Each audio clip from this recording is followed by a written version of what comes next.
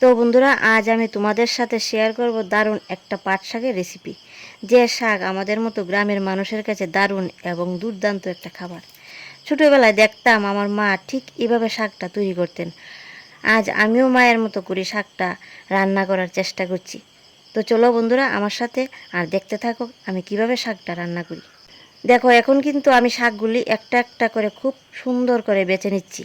প্রথমেই সবার কাছে হাত জোড় করে ক্ষমা চেয়ে নিচ্ছি যে মার বদলে এখন ভয়েস ওভারটা আমার দিতে হচ্ছে, কারণ একটা প্রবলেমের কারণে মার ভয়েস ওভারের সাথে ভিডিও ফুটেজ একদম মিলছিল না, সেই কারণে আমারই দিতে হচ্ছে।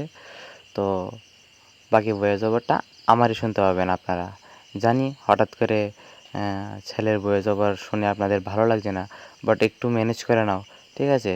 তো এখন মা কিন্তু শাকটা ভালো করে ধুয়ে টুয়ে কাটার জন্য প্রস্তুত নিয়ে নিল এবং কাটছে। শাকটা আপনারা কিন্তু একদম কুচি কুচি না করে একটু বড় করে কাটতে পারো। তারপর এখানে তোমরা দেখতে পাচ্ছ মা নিয়ে নিল আলু, দুটো আলু কেটে এখানে নিয়ে নিল শাকগুলির সাথে দেওয়ার জন্য। এতে টেস্টও দুর্দান্ত হয়ে যাবে, ঠিক আছে? তো তারপর কড়াইতে একটুখানি তেল দিয়ে তারপর এই তেলের মধ্যে ছেড়ে দিল আলুগুলি, তারপর দিয়ে গেল নুন হলুদ দিয়ে তারপর এখানে নেড়ে চেড়ে বাস ভালো করে দিয়ে দিল ঢাকনা। ঢাকনা উঠিয়ে তারপরে একটু আবার এখানে নেড়ে চেড়ে বাস আলুগুলো তুলে নিল। বাস তারপরে তেলের মধ্যে দিয়ে দিল শুকনা লঙ্কা, সেগুলো কালো হয়ে যাওয়ার পর তারপরে দিয়ে দিল এখানে পাঁচফোড়ন। দেওয়ার পর দিয়ে দিল কাটা শাকগুলি, তারপরে এর উপরে দিল আলু ভাজাগুলি, বাস দিয়ে নুন দিল, তারপরে হলুদ, তারপরে কাঁচা লঙ্কা দিয়ে বা সামান্য গুঁড়ামরিচ দিয়ে তারপরে জিরে দিয়ে